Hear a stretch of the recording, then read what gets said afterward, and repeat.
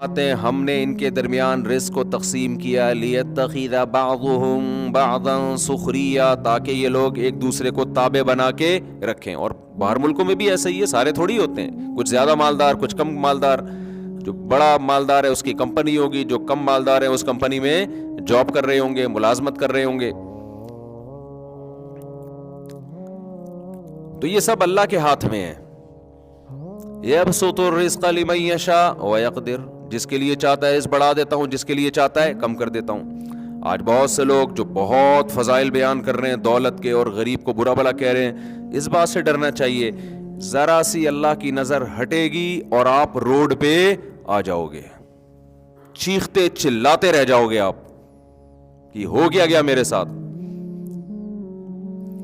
شاعر نے کہا ہے نا، تو شاہوں کو گدا کر دے، گدا کو بادشاہ کر دے. گدا یعنی گداگر، بھیکاری. تو اے اللہ تو شاہوں کو گدا کر دے، گدا کو بادشاہ کر دے. گداگر کو، بھیکاریوں کو بادشاہ بنا دیتا ہے. اشارہ تیرا کافی ہے گھٹانے اور بڑھانے کو. ایک اشارے کی دیر ہوتی ہے. دولت مند روڈ، اور ہم نے تو بہت دیکھے اپنی زندگی میں جن کی بڑی زبردست پلاننگ تھی، بہت پیسہ تھا، ایسا چھنا ہے پیسہ کہ دیوالیہ ہو گیا. تو اس لیے یہ جو بار بار میں تشریح کر رہا ہوں نا حدیث کی، کہ محنت انسان کرے، وقت کو ضائع نہ کرے، اس کا مطلب منزل پہلے متعین کرے کہ جانا ہم نے کس طرف ہے. اس منزل کی طرف اگر آپ سست رفتاری سے بھی چلے گئے تو کسی نہ کسی دن پہنچ جاؤ گے. شریعت اس کو ٹائم ویسٹنگ نہیں کہے گی. لیکن اگر منزل ہی متعین نہیں ہے، منزل دولت کو بنا لیا آپ نے، تو بھائی اگر دولت کو منزل بنا لیا تو پھر یا تو پہنچو گے یا نہیں پہنچو گے. نہیں پہنچو گے تو بھی ناکام، پہنچ گئے تو بھی ناکام، کیونکہ پہنچنے کے بعد پھر وہ دولت چھینے گی آپ سے، مرو گے آپ.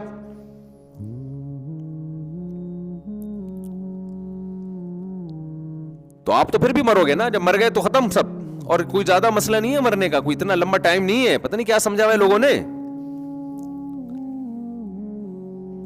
ٹھا کر کے مرتا ہے بیٹھے بیٹھے. موت کے اتنے اسباب ہیں نا. میں تو ڈاکٹروں سے بہت ملتا ہوں، آتے ہیں ملاقات کرتے ہیں، بڑے بڑے لیول کے ڈاکٹر. بعض ڈاکٹر یوٹیوب پہ بڑے مشہور ہیں، ان کی اسپیچ بڑی زبردست ہوتی ہے، بڑی زبردست ان کی ایک ریسرچ ہوتی ہے. پھر دوسرے ڈاکٹروں سے رابطہ کر کے تجزیہ کرتا ہوں میں، تو وہ جو بڑی زبردست ریسرچ تھی وہ بالکل کیا نکلتی ہے بعض دفعہ، جیسے سہانجنا کے فضائل تھے نا. بعض ڈاکٹر خوراک کے بھی ماہر ہوتے ہیں نا، بعض حکیم ہوتے ہیں اچھے معتدل. تو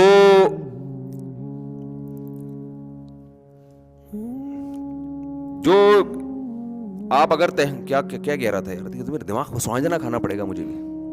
تو میں چاہ رہا ہوں وہ بات کو لنک کروں جہاں سے لے کے اس کو دائیں بائیں نہ ہو. وہ تو 5 چیزیں ہیں، یہ ادھر کدھر سے آیا میں. یہ جو میرا دماغ ایسے گھومتا ہے نا، یہ دماغ حافظے کی کمزوری نہیں ہے الحمدللہ، کہ آپ سمجھیں. ایک وقت میں دماغ میں 20 چیزیں گھس رہی ہوتی ہیں، ان کو چھنی لے کے چھاننا پڑتا ہے. حافظے کی کمزوری ہوتی تو کوئی چیز یاد کرتا تو بھول جاتی نا، تو یاد کروں تو مجھے کھٹ سے یاد ہوتی ہے الحمدللہ. خیر دوبارہ وہیں سے آ جاتے ہیں پھر دوبارہ اسی. دیکھو جب آپ آگے نکل جاؤ نا اور بھول جاؤ کہ کہاں مڑنا تھا، تو پیچھے آؤ، دوبارہ آؤ گے تو وہ روڈ سامنے آ جائے گا. یہ فائدہ ہوتا ہے دوبارہ ریورس. تو میں یہ عرض کر رہا تھا کہ یہ چیزیں انسان کے اختیار میں نہیں ہیں. تو منزل کا جو رخ ہے نا وہ ٹھیک ہونا چاہیے. دولت آپ کا کبھی بھی ہدف نہیں ہونا. دولت کو آپ نے اگر ہدف بنا لیا تو کامیاب ہونے کے بعد بھی ناکام ہوگے. ساری زندگی اسٹرگل محنت کر کر کے ایک مقام تک پہنچو گے، اور کوئی بیماری حملہ کرے گی، اس دولت کے ہونے نہ ہونے کا آپ کو کوئی فائدہ نہیں ہوگا. لوگ پیسے میں یہ تو دیکھ رہے ہوتے ہیں کہ میں کمائی چلے جا رہا ہوں، یہ نہیں دیکھ رہا کہ میں ڈاؤن ہوتا چلا جا رہا ہوں. ڈیلی روزانہ گر رہا ہوں میں. آپ آج پراٹھے پہ بیان سن رہے ہو، ایک مثال دے رہا ہوں. تو کیا خیال ہے 15 سال کے بعد جو 40 سال یا 50 سال کے لوگ یہاں بیٹھے ہوئے ہیں، 15 سال کے بعد پراٹھے کا بیان ان کو اچھا لگے گا؟ کہیں گے یار ہم تو کھا ہی نہیں سکتے. تو بس 10 سال رہ گئے پراٹھا کھانے میں، 40 والے بیٹھے ہوئے. تو یہ کیا ہے؟ یہ تو میں نے ایک پراٹھا تو ایک مثال دی ہے. دنیا کی ہر عیاشی اسی طرح ہی ہے. آپ گھر بناتے بناتے بناتے بناتے ایک مقام تک پہنچو گے, پیسہ آ گیا, جب گھر بنے گا آپ 50-60 اب رہ کتنے گئے, 50-60 سال کے ہو گئے آپ, اب کیا رہ گیا؟ ابے 2/3 زندگی گزر گئی, 1/3 میں اپنا گھر, اپنی دیواریں, اپنی اینٹیں, کیا انجوائے کرو گے؟ یہ میرا کلپ چلتا ہے تو ایک صاحب مجھے کہنے لگے, میرا ذاتی گھر کے بارے میں کلپ چلا تو 4 بندے بیٹھے ہوئے تھے, اور میرا کلپ جب انہوں نے سنا نا کہ اپنا گھر یہ کیا لوگوں نے مسلط کر لیا ہے, تو وہ صاحب میرے جاننے والے لوگوں کو نہیں پتا کہ یہ مفتی صاحب کا دوست ہے, تو کہہ رہے جیسے کلپ بند کیا نا تو وہ کہنے لگا ابے اس کو نہیں سنا کرو, فضول باتیں کرتا ہے, ابے اس کو. مجھے اپنے بارے میں تبصرہ نا اس طرح سے چلتا ہے کہ کوئی بندہ کسی محفل میں بیٹھا ہو اور لوگ اس کو یہ نہ جانتے ہوں کہ یہ میرا جاننے والا ہو, پھر صحیح تبصرہ آتا ہے سامنے تو حضرت جی مفتی صاحب خیریت سے آپ تبھی, ماشاء اللہ آپ کے بیان بڑے ٹائٹ ہوتے ہیں, سامنے تو یہی چلے گا نا. تو صحیح تجزیہ جو آتا ہے نا وہ نیوٹرل, کہ میں نہ ہوں اور ہمارا جاننے والا ہو اور لوگوں کو پتا نہ ہو کہ یہ ہمارا جاننے والا. جیسے ہماری کوئی ریلیٹو خاتون تھی حج پہ, تو میرا بھی سفر تھا, ہمارے ساتھ تھی, تو انہوں نے کیا کہا کہ وہ کوئی خاتون کو نہیں پتا تھا یہ ہماری ریلیٹو ہے, تو خاتون میرا بیان دیکھ کے کہہ رہی ہے یہ مفتی مجھے زہر لگتا ہے. ویسے گزر رہے ہو تو خواتین بھی دیکھ رہی ہوتی ہیں, وہی مفتی صاحب جا رہے ہیں, وہ مفتی صاحب جا رہے ہیں, جس کو سلام کا موقع ملتا ہے وہ سلام بھی کرتی ہیں, تو ظاہر عقیدت کی بیس پہ ہی سلام کیا جاتا ہے نا.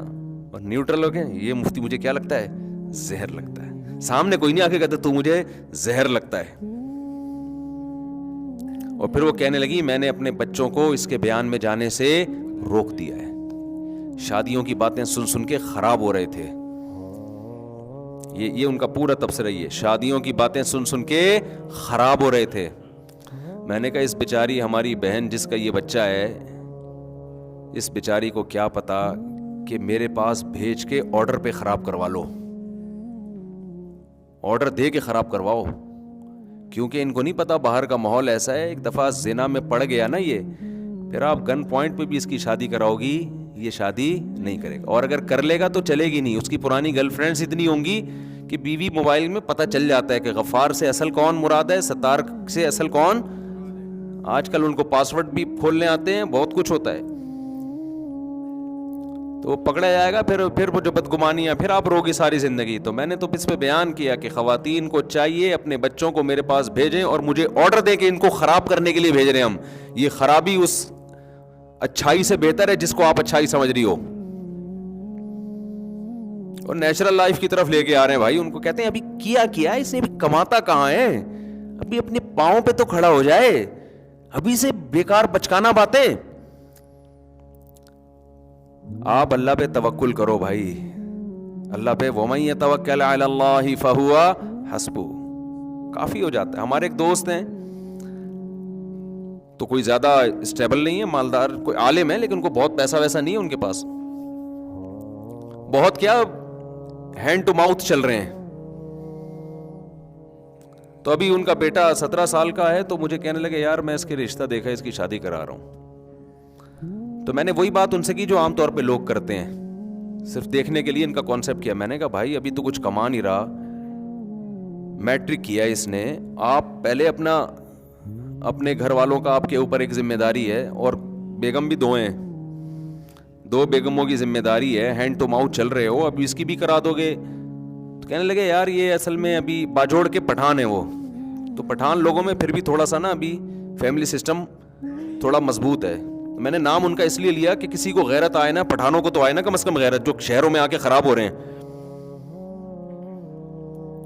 وہ بھی یہی شہروں سے یہی چیزیں سیکھ رہے ہیں ابھی. ایکچولی یہ ٹوپی ڈرامے انہوں نے بھی, ایجوکیشن. اور بھائی تمہارا خاندانی نظام جو اللہ نے دیا ہوا ہے نا, دادا باپ ماں بہن, ان کی محبتیں عزتیں یہ سب تیل ہو جائیں گی, برباد ہو جائے گا. یہ ایکچولی کر کے سب بیڑا غرق ہو گیا ہے. اور بلوچستان میں بھی ایسا ہی ہے, صرف پٹھان کی بات نہیں ہے, بلوچستان میں بھی ایسا ہی ہے. وہاں بھی الحمدللہ ماں باپ اپنے خرچے پہ اپنے بیٹوں کی شادیاں کر دیتے ہیں. یہ تو شہر میں آ کے خراب ہوتے ہیں. اصل کی قوم کی بات نہیں, اصل ہے شہری اور دیہاتی زندگی. اور یہ جو عالم جن کی میں بات کر رہا ہوں جو باجوڑ کے ہیں, رہتے کراچی میں ہی ہیں. رہتے کہاں ہیں؟ ماحول کراچی کا ہی, لیکن اللہ کا شکر ابھی خراب نہیں ہوئے. اگلی نسل خراب ہوگی ان کی, اللہ بچائے.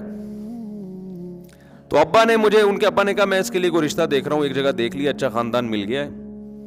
تو میں نے کہا ابھی تو کماتا نہیں ہے. انہوں نے کہا یار ابھی میٹرک کے بعد یہ جائے گا کالج میں تو وہاں خراب ہونے کا خطرہ ہے, کو ایجوکیشن ہے, خراب ہونے کا خطرہ ہے. تو میں نہیں چاہتا میرا بیٹا خراب ہو, میں شادی کرا رہا ہوں. تو میں نے کہا آپ تو ہینڈ ٹو ماؤتھ چل رہے ہو, آپ کے دوست کہہ رہے ہیں یار جہاں اتنے لوگ کھا رہے ہیں ایک بہو اور کھا لے گی. آئی بات سامنے, بہو کیا کرے گی, 2 روٹی پک جائے گی. اچھا کہہ رہے ہیں یار چل ہی رہے ہیں نا تو چل لیں گے, اور کیا ہے اس میں. تو میں نے بڑی شاباش دی. یہاں لبرل لوگ کہتے ہیں کہ صرف 2 روٹی کا خرچہ نہیں ہوتا, ان مولویوں کیا تو روٹی ہے, باقی بھی ایکچولی ایسے دباؤ, آدمی کانپنے لگتا ہے بھائی اب پتہ نہیں کیا ہونے والا ہے. صرف 2 روٹی تھوڑی ہوتی ہے, ایسے بنائیں گے.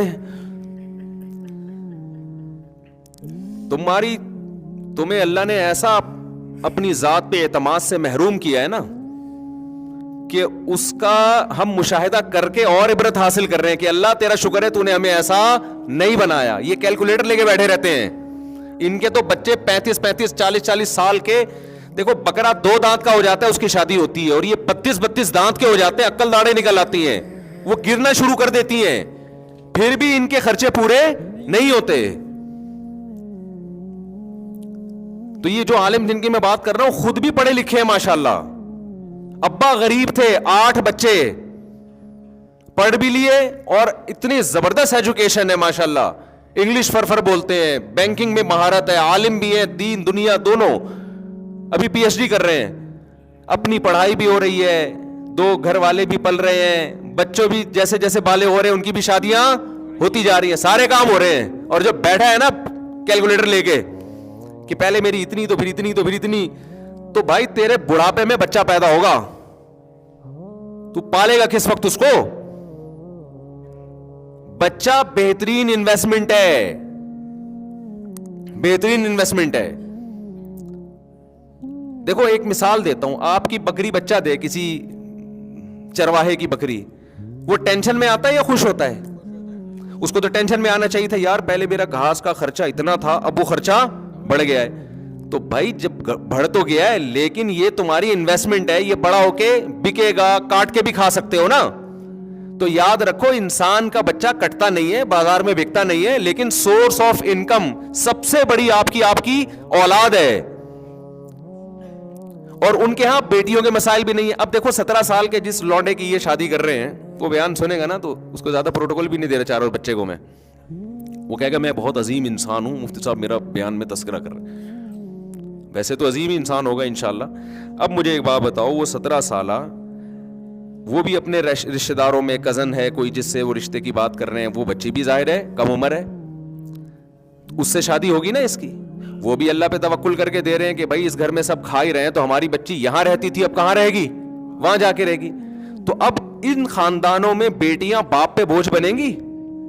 بولو نا, بیٹیاں بنیں گی بوجھ باپ پہ, کیونکہ ان کی کلچر ہی یہی ہے نا. بچی بالغ ہوگی اس کی بھی ہو گئی, اب وہ کیا کرے گا. اب ہمارے ہاں سیٹ اپ کیا چل رہا ہے کہ آپ اپنے بیٹے کی نہیں کر رہے, اس کی چکر میں آپ کی بیٹی کی بھی نہیں ہو رہی, سمجھ رہے, تو اپنی بیٹیاں بوجھ بن رہی ہیں لوگوں کے اوپر. ریلیکسیشن جو آپ نے یہاں نکالی تھی, یہاں پیدا کی تھی نا, وہ ساری ٹینشن میں کنورٹ ہو جاتی ہے. E=mc² کا سنا ہے نا یہی ایکویشن بنتی ہے یہاں پہ کہ جو ریلیکسیشن تھی ٹینشن. تو جتنی ریلیکشن نکاح سے بچ کے حاصل کرو گے, ٹینشن اتنی ہی آپ کی ادھر سے بڑھے گی, وہ بڑھے گی ان فیوچر. وہ نظر نہیں آ رہی ہوتی, اس لیے میرے بیانات سمجھ میں نہیں آ رہے ہوتے, اور لوگ کہہ رہے ہوتے ہیں اپنے بچوں کو اس کے بیان میں منع بھیجو, خراب ہو جائیں گے. تو اس لیے میں کہتا ہوں ان الہدیہ قل ان الہدی ھدی اللہ. قرآن کہتا ہے کس کی ہدایت اصل ہے؟ اللہ کی اصل ہے. تو ان کے یہاں تو ہو رہا ہے, ابھی بھی جاؤ پشاور میں بہت, اب لیکن پشاور والے بھی خراب ہو رہے ہیں. اب یہ سب ایجوکیشن ایکچولی ڈرامے دیکھ دیکھ کے نا, فلمیں دیکھ دیکھ کے, کہ سب کچھ روٹی تھوڑی ہوتی ہے, مفتی صاحب نے تو روٹی کی 2 روٹی زیادہ. ابے بھائی روٹی کے علاوہ بڑے مسائل کیا ہیں, مت بولو نا, منہ سے پھوٹو نا. بچہ پیدا ہوگا کل. ہوگا کہاں؟ تم لوگ کے تو 50 سال میں 2 ہوتے ہیں, تو ہوگا ہی نہیں. ایک آدھ تو ویسے ہی ہو جاتا ہے, اس میں کیا ہے؟ ہو کچھ بھی نہیں رہا. خرچے اس کے کیا ہیں؟ بولو, بہت زیادہ ہیں, ہو نہیں رہے ہیں. اولاد کی ایکچولی ذمہ داریاں ہوتی. کتنی اولاد ہے آپ کی؟ 2 بچے, اس کی کیا ذمہ داریاں ہیں یار؟ اس کے ہگانے متانے کی ذمہ داری پیمپر نے لی ہے, انٹرٹینمنٹ کی ذمہ داری کارٹون نے لی ہے, کھیل کود کی ذمہ داری, اور پڑھانے کی ذمہ داری اسکول نے لی ہے, اسکول کا ہوم ورک کرانے کی ذمہ داری ٹیوٹر نے لی ہوئی ہے. تو آپ کا کیا اس میں کیا ٹینشن ہو رہی ہے؟ بہت مشکل ہے میرے بھائی. میں آپ کو صحیح بات بتاؤں, میں نے غریبوں کے بچے ایکٹیو بھی دیکھے ہیں زیادہ, ذہین بھی زیادہ دیکھے ہیں, تربیت میں بھی زیادہ اچھے ہیں. آپ کو چند نظر آئیں گے چور اچکے ڈاکو, تو ان میں تو غریب کے بھی ہوں گے, مالداروں کے بھی ہوں گے. اس میں ریشو دونوں کا کیا ہے؟ برابر ہے. یقین نہ ہو میرے ساتھ ان علاقوں میں جاؤ, ان کا خاندانی نظام دیکھو, غریب ہیں, بچے زیادہ ہیں, ان میں ادب, تمیز اور مینٹل لیول بھی اچھا ہوگا, اور کانفیڈنس بھی ہوگا, بہادر بھی ہوں گے. اور امیروں کے ہاں اکثر, سب کی بات نہیں کر رہا, اکثر بچے عجیب سے, یعنی لگتا ہے کہ ڈپریشن میں ہے. اتنا لاڈ پیار ملا ہوتا ہے, اتنا وہی جو میں نے بیان نہیں سنا تھا, پاٹھا کھا لو تو پھر یہ کھا لو تو پھر وہ کھا لو, وہ سائیکی سے بنتے چلے جا رہے ہیں. برداشت ہی نہیں ہے, ذرا سی بڑے ہونے کے بعد ان کو ٹینشن ملے ڈپریشن میں جائیں گے. جو نیچر ہے نا اس سے کبھی بھی بغاوت مت کرو. بچے کی جو نیچر ہے نا وہ ہے کیچڑ کے گولے اٹھا اٹھا کے ایک دوسرے کو مارنا. یہ نیچر ہے بچے کی, اسی میں خوش رہے گا وہ. ایسا پولا پولا پل رہا ہے نا وہ ممی ڈیڈی, اس سے اتنی عزت اس کو دی جا رہی ہے. بچے کو محبت دو, عزت بڑوں کو دی جاتی ہے, چھوٹوں کو محبت دی جاتی ہے. اب چھوٹوں کو عزت دی جا رہی ہے, بڑوں کو نہ عزت نہ محبت.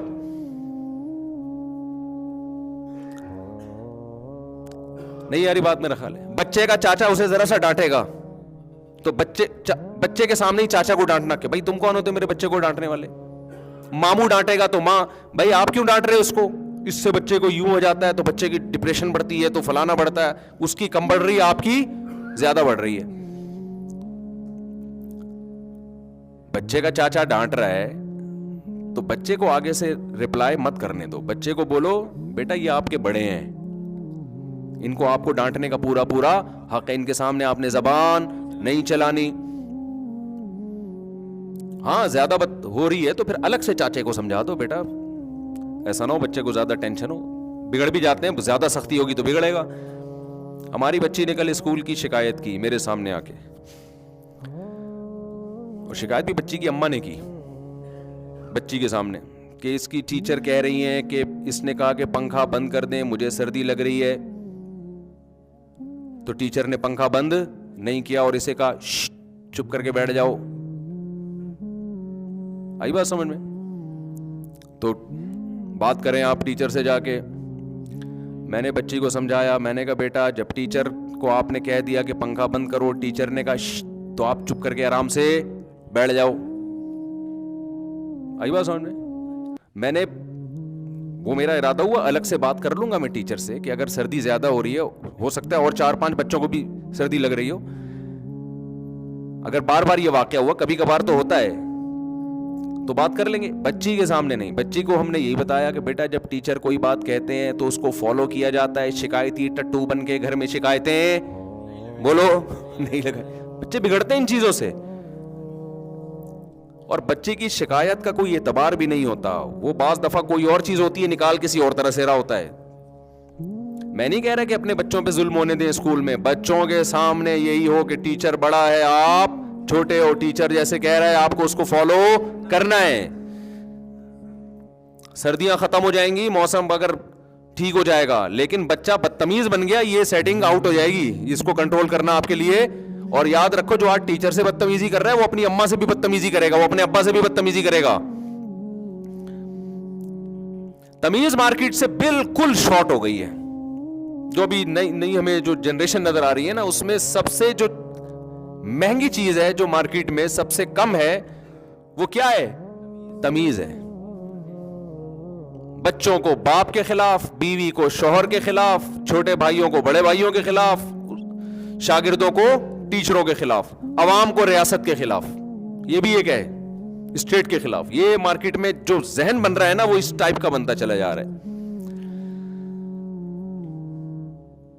تو خیر پھر ہم اپنے واقع کی طرف آتے ہیں. تو ہم یہ عرض کر رہے تھے آپ سے، جو ہم بتانا چاہ رہے تھے آپ کو، کہ دیکھو ہدف سامنے رکھو، اس کے بعد اپنے ٹائم کو ضائع مت کرو. وہ ہدف ہمارا آخرت ہے. ہم پیدا ہوئے ہیں، خدا کی قسم لا الہ الا اللہ، مرنے کے لیے پیدا ہوئے ہیں. یہ ہمارے دماغ میں کسی نے غلط سافٹ ویئر ڈال دیے ہیں کہ ہم زندہ رہنے کے لیے پیدا ہوئے ہیں. یہ زندگی بہت سے بھی زیادہ تھوڑی ہے. آپ اگر کروڑوں اربوں سال ماضی کو لے کر جائیں اور آگے قبروں میں ہمارا دور پتہ نہیں ہزاروں سال رہتے ہیں، سینکڑوں سال رہتے ہیں، اس کے بیچ میں جو یہ 50 60 70 سال ہے میرے بھائی، اس کی 2 ٹکے کی اوقات نہیں ہے. اس کو کیوں اتنا باپ بنا لیا ہے؟ سکسیس، کامیابی، اور ایکچولی یہ اسٹرگل کر کے یہاں تک پہنچا. جہاں مرضی پہنچ جائے بھائی، تو تھوڑے دنوں میں کہاں آنے والا ہے؟ قبر میں آنے والا. تھوڑے دنوں کو پتہ بھی نہیں ہے کب آئے گا. کیوں وہ اتنا باپ بنا لیا اس کو؟ صحت مسلط ہوتی ہے تو صحت مسلط ہو جاتی ہے، دولت مسلط ہوتی ہے تو دولت مسلط ہو جاتی ہے، شہرت اور عزت کی چاہت مسلط ہوتی ہے تو وہ مسلط ہو جاتی ہے. مشہور ہونے کا شوق، پاگلوں والی حرکتیں کر رہا ہوتا ہے مشہور ہونے کے لیے. ایسے بھی یوٹیوب پہ آپ پہ لوگ ملیں گے، مشہور ہونے کا بہت شوق ہے، سمجھ میں نہیں آ رہا کیسے ہو جائیں ہم. ارے یار مشہور ہو کے کیا ہوگا؟ تھوڑے دن میں مر جاؤ گے. جتنا بھی مشہور ہونا، جنازہ پڑھنے کے بعد 2-4 دن یاد کرتے ہیں، اس کے بعد بھول جاتے ہیں. تم اپنے باپ کو لوگ یاد نہیں رکھتے تو مشہور آدمی کو کہاں سے یاد رکھیں گے؟ اتنے بڑے بڑے مشہور لوگ پیدا ہوئے، اور ایسے ایسے مشہور لوگ دنیا میں پیدا ہوئے ہیں نا کہ ان کے پہ لوگوں نے جانے دیے ہیں. جب ان کا قصہ ختم ہوا تو مارکیٹ سے ان کی شہرت بھی ختم.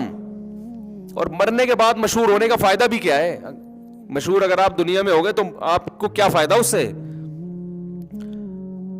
فرعون اتنا مشہور آدمی ہے نا، یہودی بھی جانتے ہیں، عیسائی بھی جانتے ہیں، مسلمان بھی جانتے ہیں. یہ 3 قومیں تو بہت اچھی طرح سے جانتی ہیں.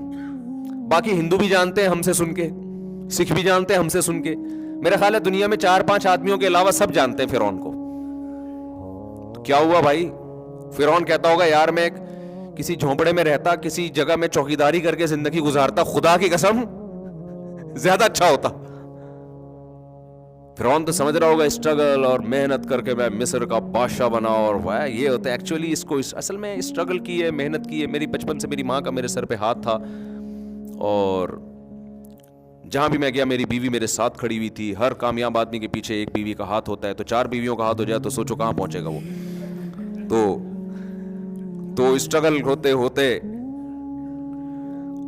میں یہاں تک پہنچا. اب فرعون سے کوئی جا کے پوچھے تو فرعون کہے گا کاش میری قسمت میں ہوتا، میں خریدتا ایک کھوتا، بس ایک میرا گدھا ہوتا اور کچھ نہ ہوتا. کبھی تو سوار ہوتا، کبھی میں سوار ہوتا، ہنسی خوشی زندگی گزر جاتی. مجھے دنیا میں کوئی نہ پہچانتا.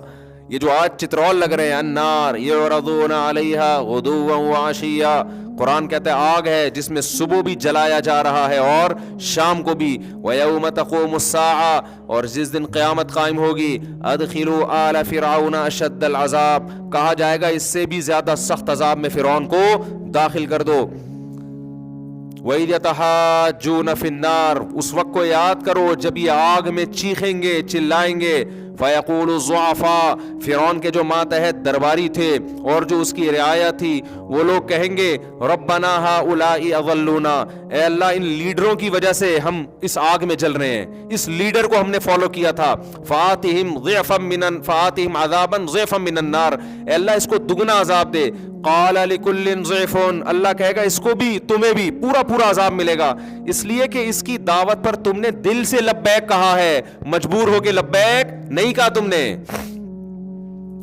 مجبوری کے حکام تو یہ ہے کہ وقال رجل مؤمن من آل فرعون یکتم ایمانہ، فرعون ہی کے دربار میں ایک شخص مسلمان ہو گیا تھا، مجبور تھا، ایمان کو چھپا لیا تھا اس نے. اس کو اللہ نہیں جہنم میں ڈالیں گے. کوئی غیر مسلم کہتا ہے میرے ماں باپ کافر ہیں تو میں مجبوراً کافر ہوں, میں اسلام قبول نہیں کر سکتا, مجھے مار دیں گے. بھائی اسلام نے آپشن دیا, چھپ کے مسلمان ہو جاؤ. کتنا بڑا آپشن دیا اسلام نے, دل سے آپ مسلمان ہو جاؤ, چھپ کے کلمہ پڑھ لو. دنیا کو نہیں پتا کہ آپ مسلمان ہو, لیکن اللہ کی نظر میں آپ کیا ہو گئے, مسلم ہو گئے. کتنا زبردست آپشن دے دیا. تو اللہ کہے گا یہ آپشن بھی تو تھا تمہارے پاس, اس وقت تم دل سے کافر تھے. کیوں؟ تمہیں حکومت فرعون کے پاس اور موسیٰ کے پاس حکومت بھی نہیں اور پیسہ بھی نہیں. تو اللہ کے ہاں میرے بھائی کامیابی